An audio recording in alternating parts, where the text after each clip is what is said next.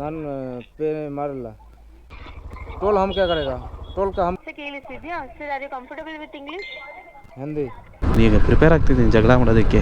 ಪರಪ್ಪನ ಅಗ್ರಹಾರದಿಂದ ನಂಗೆ ಲೊಕೇಶನ್ ಗೊತ್ತಿಲ್ಲ.